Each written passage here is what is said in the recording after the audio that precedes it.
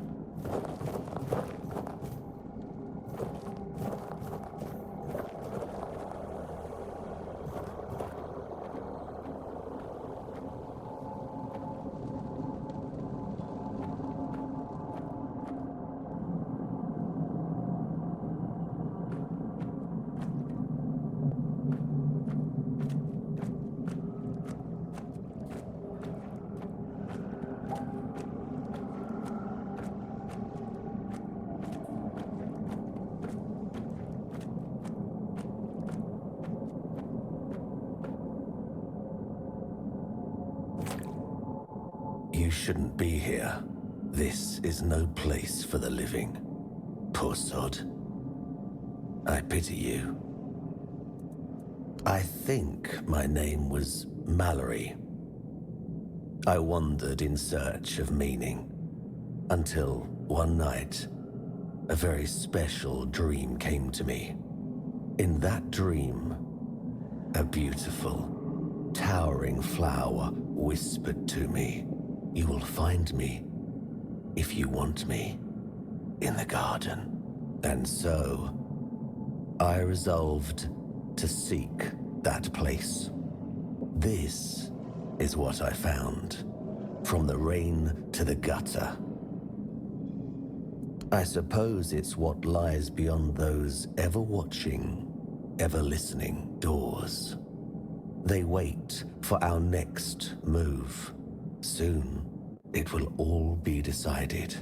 When we finish our little conversation, all will be set in motion.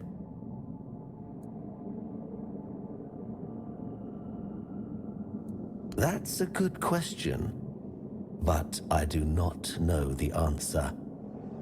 I've grown weary of seeking it. Too much time spent in a loop of nasty thoughts. You should not ask me. The Druids created this place. They called it the Hall of Trials, as they sought to find a worthy pet for themselves. We all wanted to see the garden, to learn something from those cunning vermin. I doubt they expected such an outcome themselves. I cannot. I am bound to it for eternity. The slaughter has come to pass. A foul affair. Brutal beyond measure. Many lives reduced to one. Just me, all on my lonesome. Humans have a rather dreadful tendency to descend into madness, especially when forced to live among others in a cage like that one. You could try counting. I grew tired of that long ago. We slaughtered one another until, after countless hours, I awoke from the frenzy, only to find there was nobody left to kill. Poor Alice and Edan. Those were the last two I killed. Those two I remember most clearly. Their bodies lie somewhere over there. It's staggering, isn't it? How many good lives have been wasted in this wretched place. Perhaps we should finish our conversation. There's no point in dragging it out anymore. If I could ask you one thing, try. Just try. I truly wish to leave this place for good.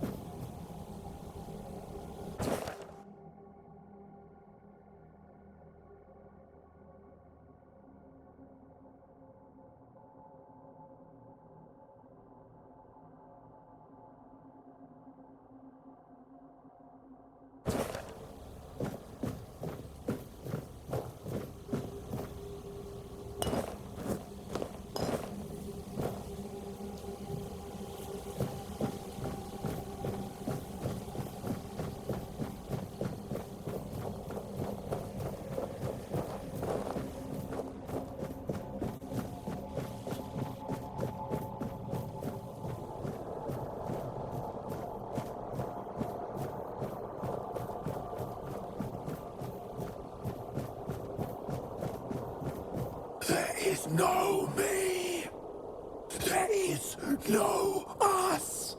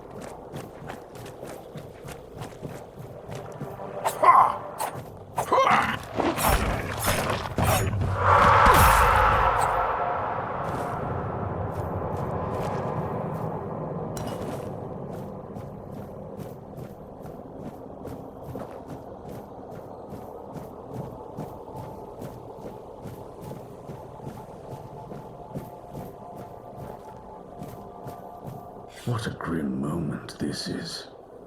I had hoped that poor wretch, Mallory, would be the last unfortunate trapped by the farce we created. Of course, I should feel obliged to greet you at the very beginning. My name is Prydwen, and I am the last druid in this garden, and its last living creator. I know what this place used to be, but now the garden is tainted, like all of us. I assume this is the answer to the meaning we've been searching for. The first resurrection of Arthur shattered our understanding of the eternal cycle. It was beyond our comprehension. We needed to take a step back, and for that we needed a place of peace. The idea of a garden reminded us of the quiet murmur, and so we created the garden. We really believed that we could reinvent humanity in a world like that. Unthinkable. Even now, after so many years, the king was dragged back to the land of the living whenever humanity sought its legendary protector. It turned out to be abuse. To take the memory of a life so precious and full of potential and turn it into a cruel mockery. Step by step, over and over, leading it to its inevitable degradation. Not in the way I expected, but yes, I have found the answers. The source of our doom is humanity itself. It's an infinite jest and the perfect tragedy of our lives. That which makes us human is a hindrance that complicates everything. We never truly know what we are or the nature of our lives until we succumb to corruption, whether it is born of madness or the weirdness. The result remains the same. Only then does everything begin to appear as it truly is. This place is like a terrifying mirror, and so it will remain, unless something is done to change it.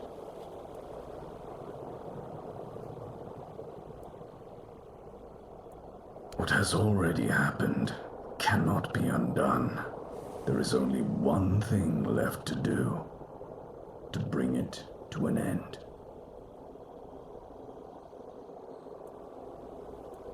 There is a sealed gate. Beyond it lies something that must be destroyed. Whether to face this terror or not, the choice is yours. If you consider that to be your path, then here, take the seal.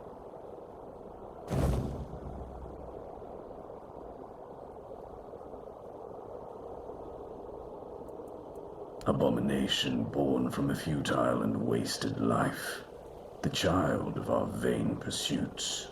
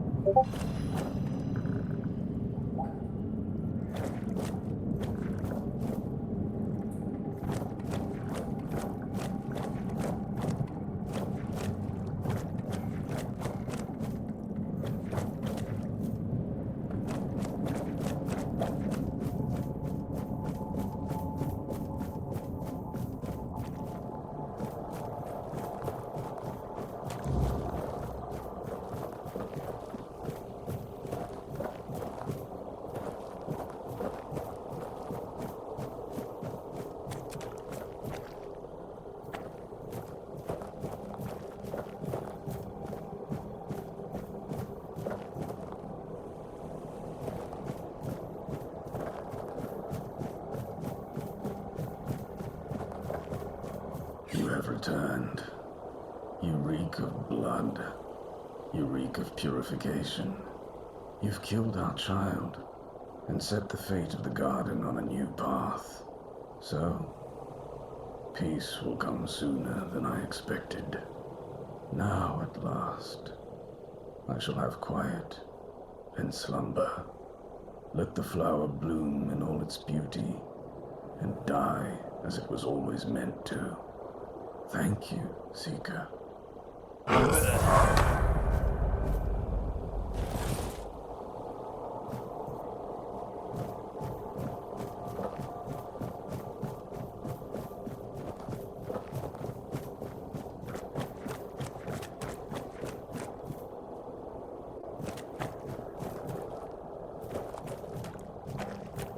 sealed gate! The sealed gate! The children of the garden cry!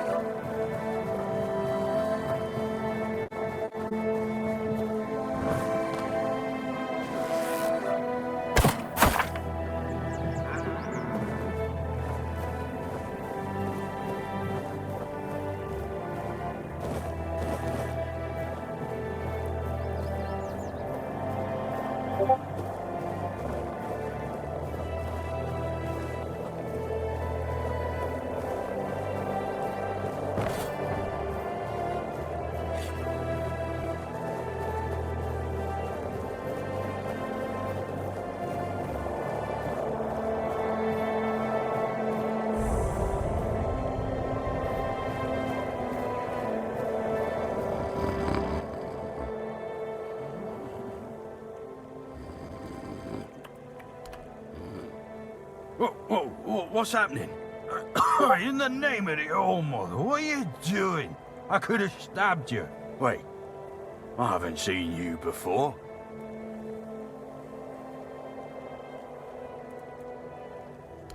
All right, true. Why didn't you, eh? You could have killed me. So you're not one of them bandits, then? Who are you, huh? This pin. I can't say I see it very clearly at this present moment, but it does look important. Very official. But I remember Fergus said something about all this, these emblems once. Oh, yes, I remember now. I welcome thee, ye, royal person, on behalf of the keepers. You are a great friend to our own. Welcome. Please, speak with Fergus. He's our quartermaster. He runs things around here in the captain's absence. He'll greet thee properly. Have a pleasant rest of the day. Open it up, boys!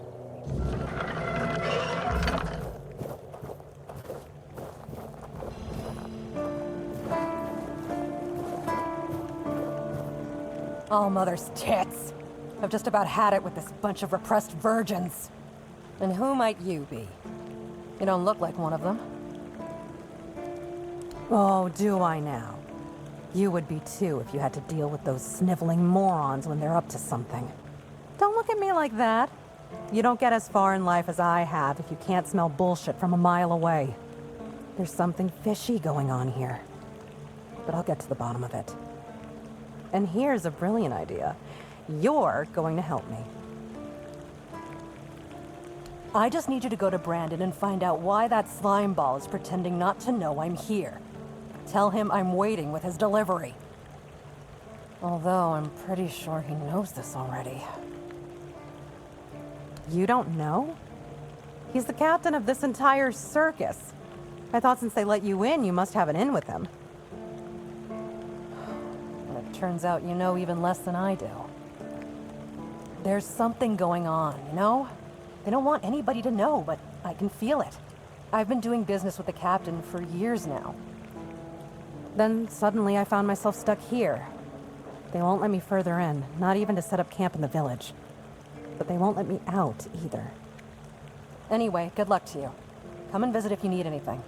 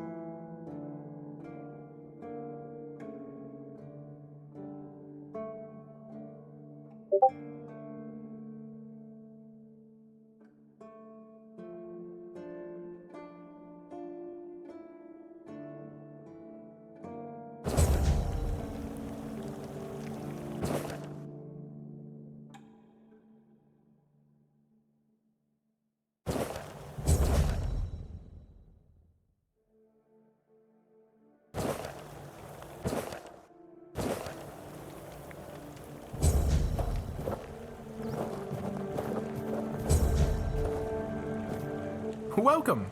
In the name of our eternally reigning Majesty King Arthur and the Knights of the Round Tables, I am obliged to inform you that fighting those who actively break the law and reject the rule of the crown is the duty and pride of every subject. As Camelot's representative, I will be paying a bounty of 10 gold pieces for the death of each bandit roving the area, as long as adequate proof is provided. I also recommend checking the bounty board for information on wanted criminals, especially those considered particularly dangerous. Please, state your business. That's correct. My name is Lillian. I was sent here from the capital to see how the Horns of the South are handling the bandit problem, and also to encourage the Keepers to fight. The situation with the Pict and Del Rita savages is precarious. Too bad we can't get rid of them as easily as we did with the Druids. There have also been rumors that we might soon have a civil war on our hands, so Camelot cannot afford to spread our forces too thin.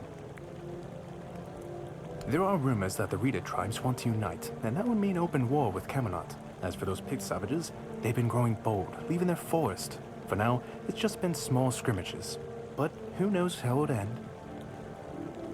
Well, you've probably heard about the Druids making human sacrifices by stuffing people into wicker puppets and setting them on fire. Well, the people decided to give them a taste of their own medicine. They rounded them all up and then sent them up in smoke. Oh, how they must have howled and sizzled. Too bad I couldn't see it. Yep, made human sacrifices, prayed to the dark gods, brought the weirdness back. Bunch of bastards. Good thing they're worm food now.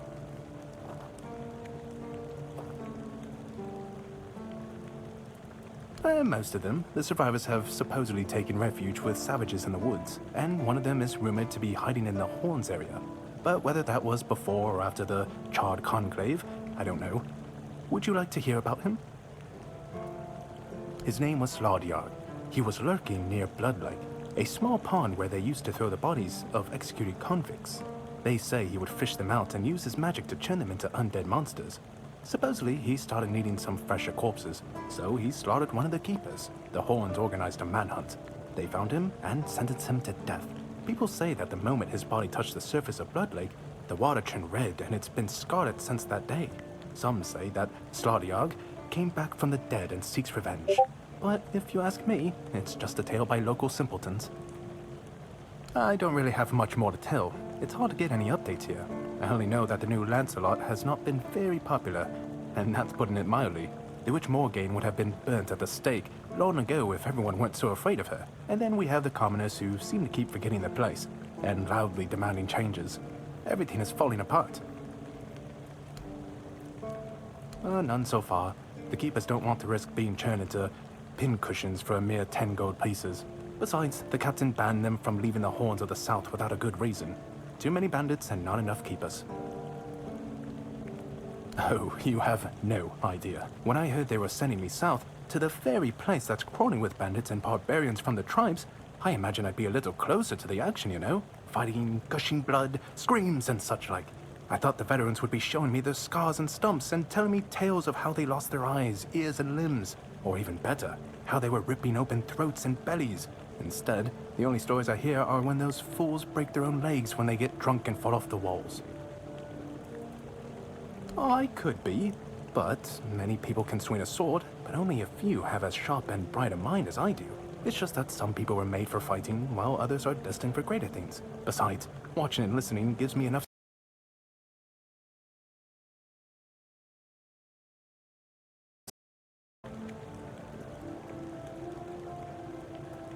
Yeah, I've been like this since I was a child. The moment an execution is over, I'm waiting for the next one. And there are quite a lot of them in Camelot. And I like to watch where Mum punished the servants with a whipping. It's just how I am.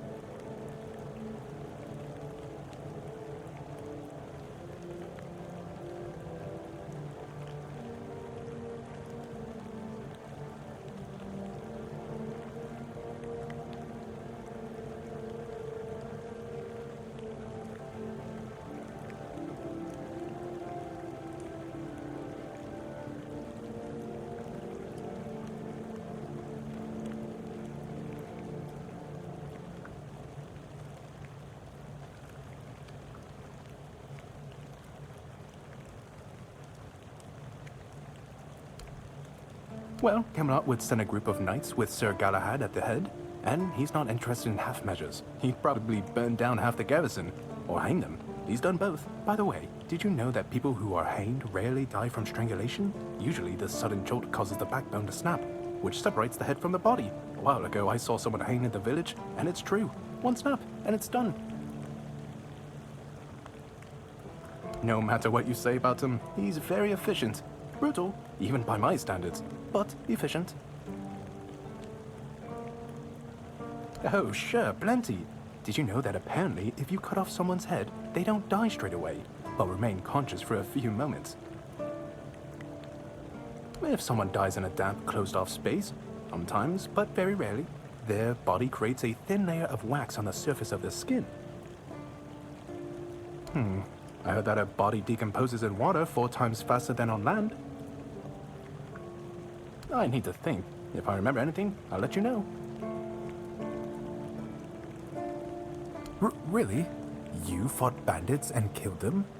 Oh, I want to hear all. Oh, someone finally checked out. Go chop off some heads. Oh, hey, before you go, I can see the blood loss in your eyes, you know. It takes one to know one. So here's some friendly advice, free of charge. If you're seeking scum to slay, you'll find bandits in the ruins of a merchant settlement nearby. It's worth visiting if you haven't already.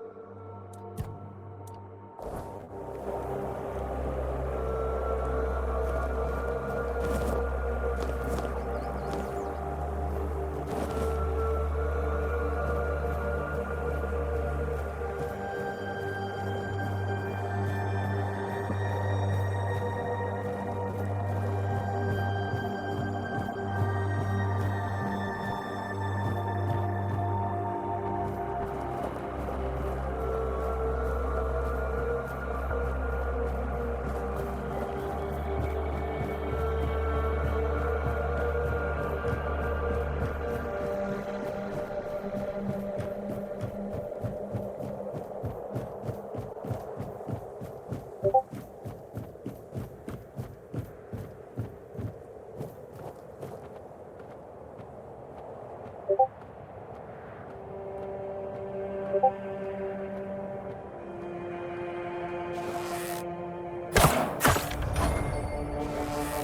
of hurt!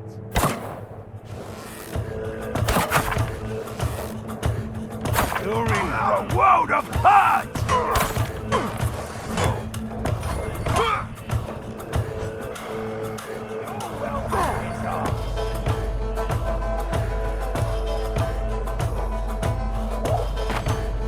We'll make short working!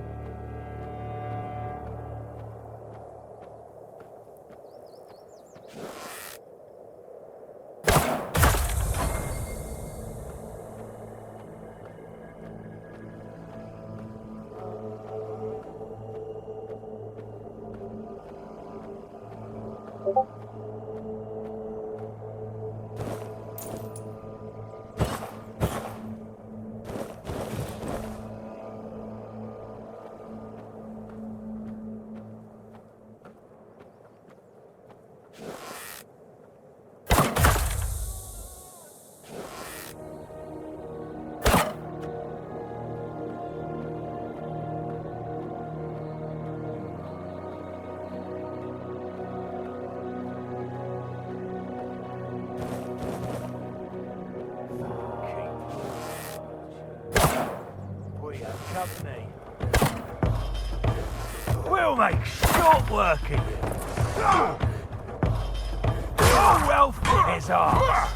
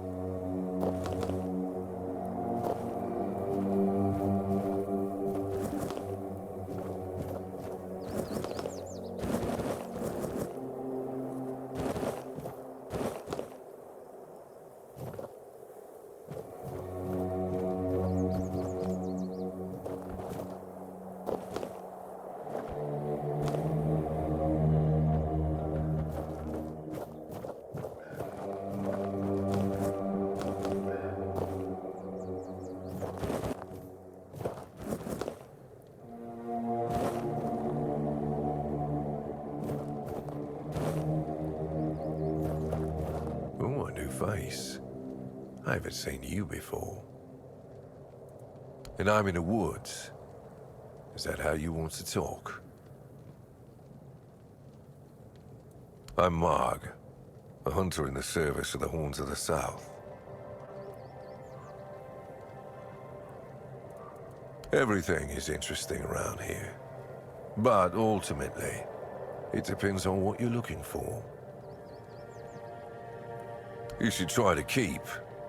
There's always work to do around there, and plenty of men who'd gladly push it onto someone else. Now, come to think of it, I might also have something for you, if you don't mind the stench of death and decay. An alarming amount of undead have been emerging from the old cemetery, in numbers far greater than that little plot of land ever held. I don't mind somebody thinning out the population of local bandits, but raising them as part of a personal undead army, well, that's something I can't abide. Sadly, that's not unusual in these parts. There's something about this land that's particularly alluring for necromancers. The South has always been a troubled place, after all. Thank you. I'll be most grateful, as will the quartermaster of the keep. Virgas appreciates solid work. Well, I'm sure he rewards you well for your efforts. No. I respect your candor. You need to understand that when someone enlists with the Horns of the South, he leaves his former self outside the walls of the keep. His old life, it loses all meaning. If someone comes here and gets political, well, they'll end up disappointed. Well, I don't know if you're aware, but becoming the captain is a curse for any true keeper. It's not the honor others on Avalon seem to think it is. Because the captain answers to Camelot and its representative, Galahad. So every captain needs to get political, whether he likes it or not. And the current Galahad is a real piece of shit. He burns people under any pretext whatsoever, or none at all. He sows terror. I have no respect for the man. I'm self-sufficient enough not to have to ask for help. However, I suppose I could help you. I could share some things I...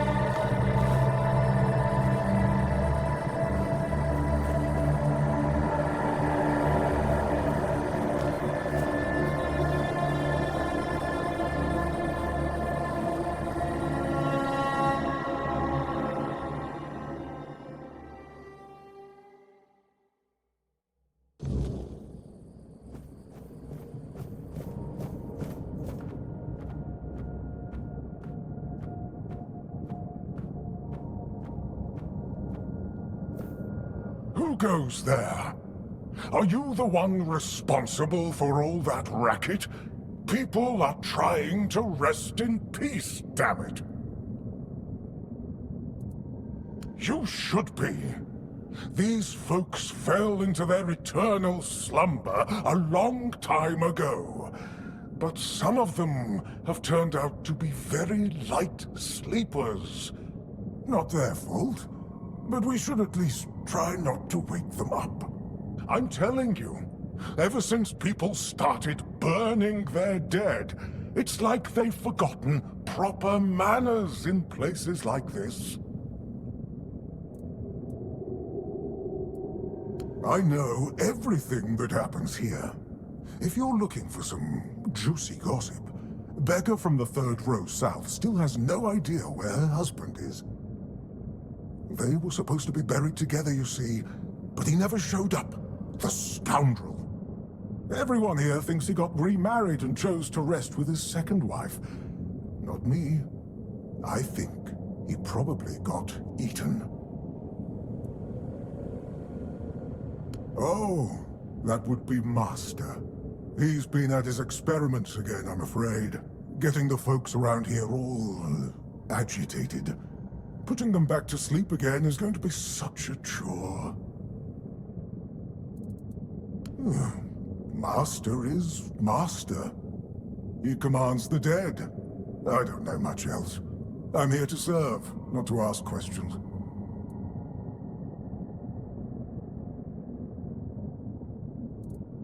Dunno. Usual. Glowing chalk, candles, and dead bodies. I even saw some new faces recently, but they didn't stay long. You want me to betray his trust that easily? We barely know each other. I wouldn't tell you even if I could. Because it's my purpose. The sole reason I was brought back. That has never changed, just as I haven't. But I'm happy where I am. The dead need company too, you know. The folks here were forsaken by the living. At least I can make sure they're not lonely. My name's Huardok, and I am the keeper of this place. I look after the dead. Or at least, I try to. It used to be much easier where they stayed in one place. Now I need to keep making sure they don't stray too far from the cemetery. But I'm not complaining. A little exercise is good for the body. Dead, alive, what's the difference? I am here. I always have been, and I always will be, until the day I'm released from my service. Truth be told, I'm not quite sure. Has it been a long time since the wave came and swallowed the village?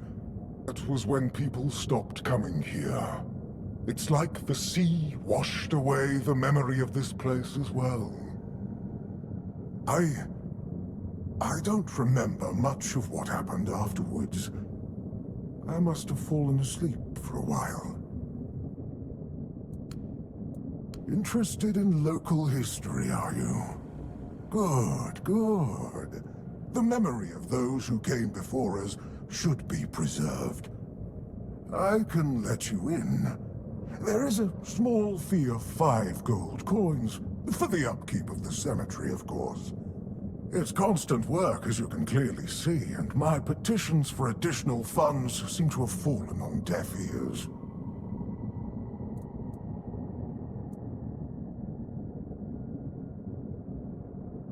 Oh, you should have said so from the start.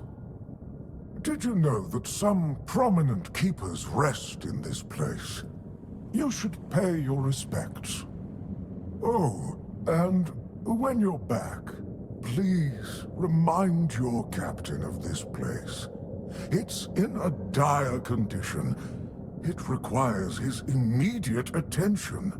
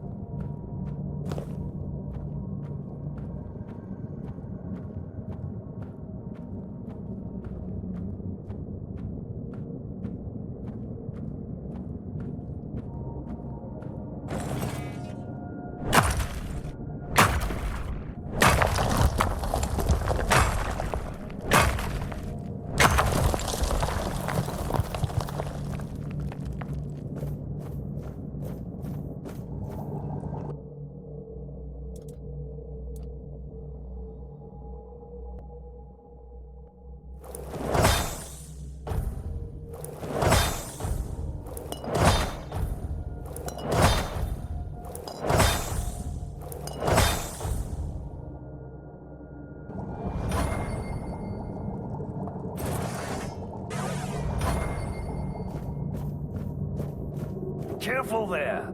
Try not to step on the array. It's advanced magic. Very fragile.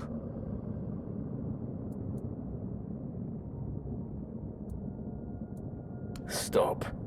Well, what I am doing here is very important. Besides, I'm hardly hurting anyone. Well, anyone that matters, that is. That is a gross oversimplification. I am conducting valuable research, and yes, I do get rid of vermin and give their sorry existence some actual meaning. Posthumously, but, well, as they say, better late than never, right? Don't tell me you care about the lives of a few bandits.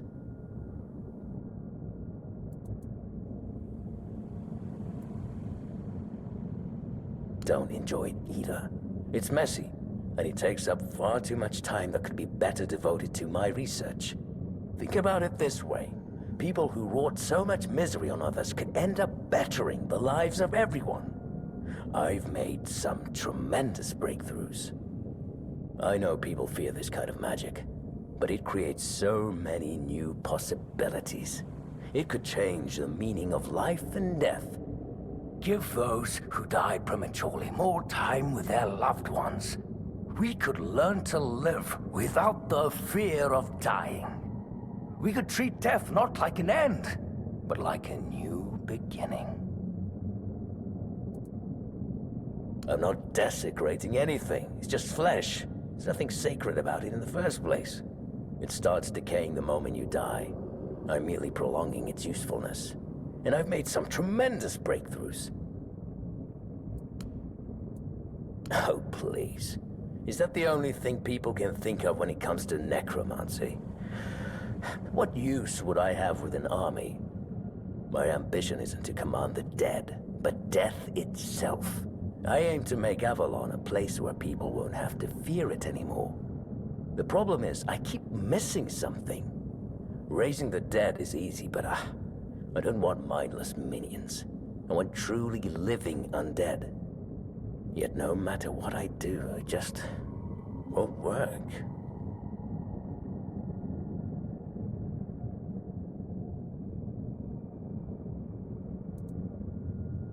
That's absurd. Nobody on Avalon is more experienced than I am. Nobody. Nonsense. The process, as you aptly called it, holds no secrets from me. I have studied its every stage, every aspect, all while keeping meticulous records. It's almost insulting how straightforward it is, how little variety there is at its very core. Death truly does make all of us equal. And yet, capturing the connection between the flesh and the spirit continues to elude me. No matter how I approach it, or if even try to force it, but to no avail. That's just sentimental drivel.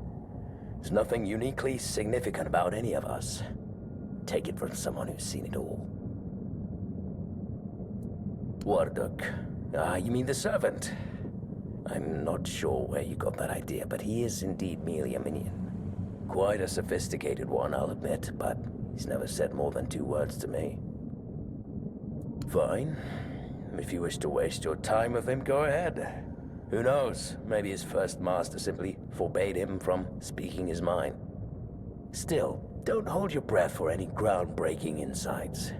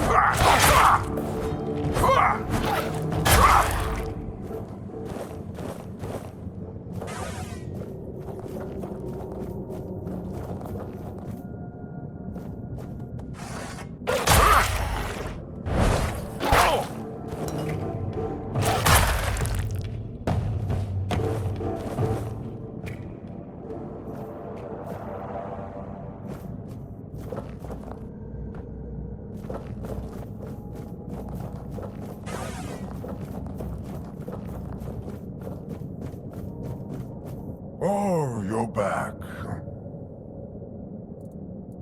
You see? I couldn't tell. I don't mean any offense, but they're all the same to me. Every one of them thinks they're reinventing death or breaking the circle of life. And the only thing they're doing is disturbing some honest folk in their rest. I don't have much choice, do I? But I don't mind the service. I like being around the dead. It's just the constant cleanup that gets to you after a while. Pah! No! I'm sure he won't be the last. This place is very popular with their kind for some reason, and they always leave it in such a state. It's not like it would hurt them to pick up a few bones and put them back in place. Oh, does he now? That's quite admirable. And rather unusual for his kind.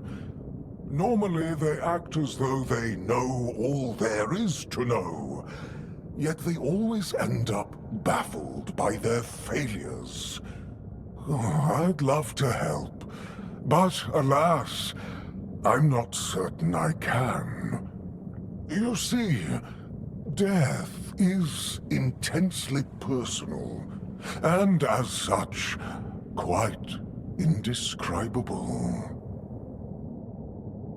Well, whether you die alone or surrounded by loved ones, dying is the loneliest experience of our lives. It can't be shared or taken from someone. In the end, no matter how it happens, our death is the only thing that truly belongs to us. It's a potent experience, one for which there are no words, because there is simply no need for them. Nobody is meant to die and then return to tell the tale. I'm glad to have been of assistance. Though I do wonder how the Master will react when he hears about this. I just hope he doesn't do anything that will cause even more trouble here.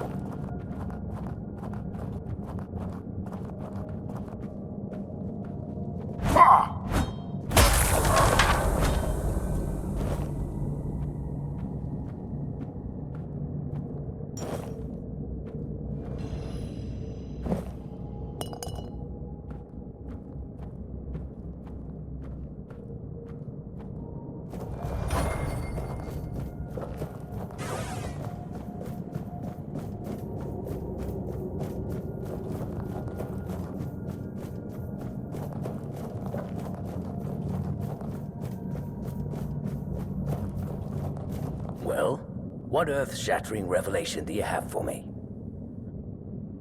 Are you threatening me?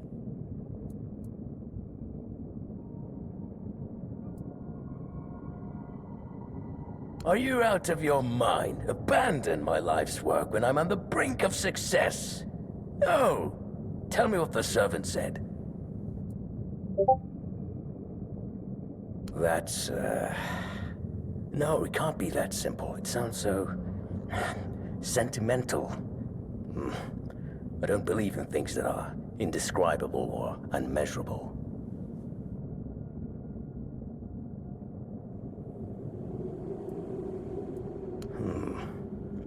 But how do I make sure I don't share the fate of the others? I mean, how do I remain?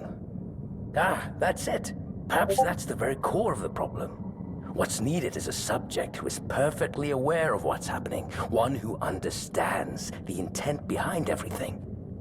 And that subject could only be me.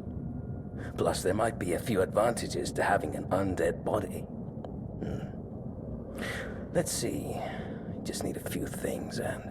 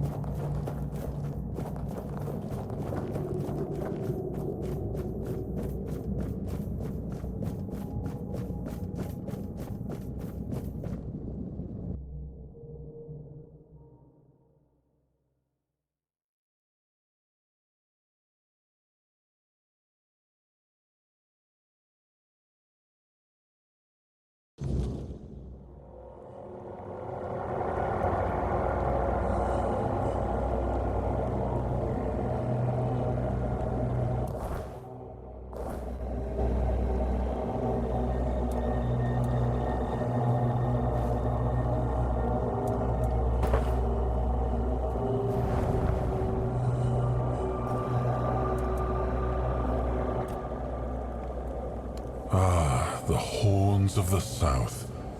The crown jewel of these lands. We had barely laid the foundations of Tainted Grail when Seawall and his men had already built a lighthouse, eager to guide our ships to them. He always had a competitive spirit. Of course, it helped that he took every sailor from the homelands with him, along with a handful of knights, so they could learn from one another. And thus, the Keepers of the South were formed. I decreed that every sworn keeper would stand as an equal to a Knight of the Round Table. I doubt they still honor that law. But I am glad to see the keep has grown. In my time, there was only a lighthouse and barracks.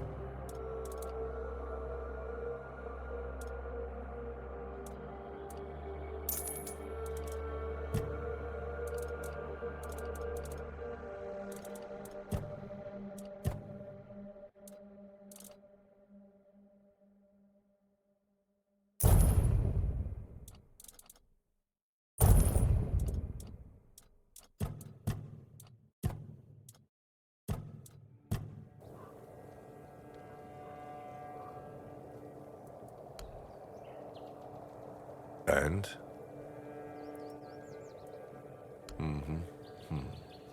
Your secrecy doesn't exactly inspire trust, you know. But I have no choice but to take your word for it. You can report back to the quartermaster that the job's done. But if the necromancer ever shows up to stir trouble again, it'll be your head. Since you've proven you're brave enough to face the undead, I take it you're not afraid of the night either, are you? I might have another job for you if you're interested. A while ago, another traveler came through here bragging that he found a place where you could easily gather ethereal cobwebs. He was supposed to return with proof, but, well, I'm afraid he may have met an unfortunate end, as often happens. But I'm still curious about the place he mentioned. But the problem is, ethereal cobwebs can only be gathered at night. And I'm not exactly keen on needlessly putting myself at the mercy of the weirdness. I've got obligations to the keep and my brothers in arms. I can't let them starve or freeze just because I'm a little curious, can I? It's just a stranger who wanted to share the fire for a while. I'll never ask his name. I didn't see the point. There are those on Avalon who love the thrill of braving the night. They don't usually live very long. I think he mistook me for a kindred spirit. That's good. Hand me a map. I don't know the exact location, but you should find it in this area. Good luck.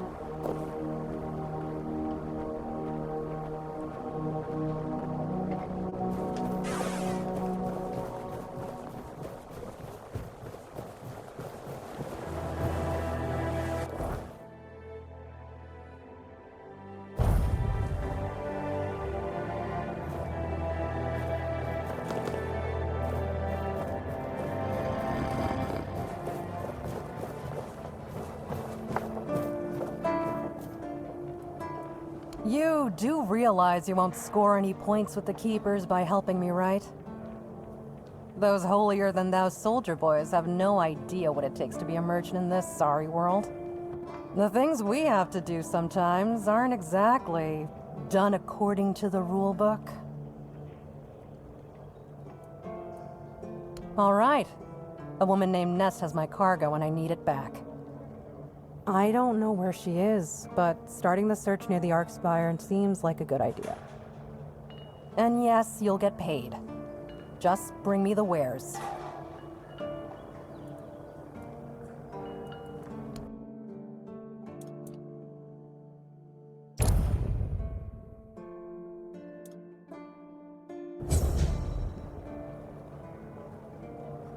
You're back.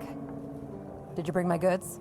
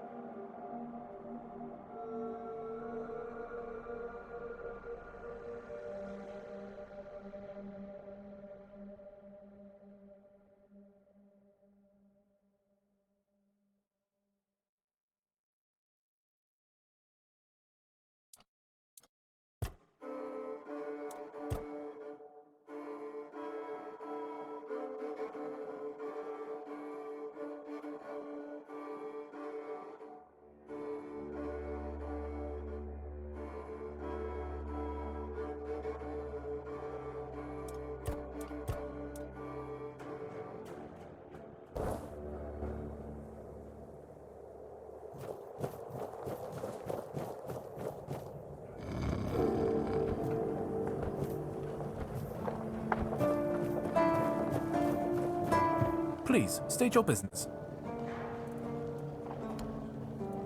That's the carcass of Fingerless Comb, isn't it? They've been hunting him for the slaughter of 2 keepers, and now they finally got him. Well, you have. Here's your reward. Go, the hunter waits. Again? You really like killing, don't you? Do you shoot them with arrows from afar, or do you prefer to get right up close and watch the light fade from their eyes? I have so many questions, but for now, here's your reward. Go chop off some heads.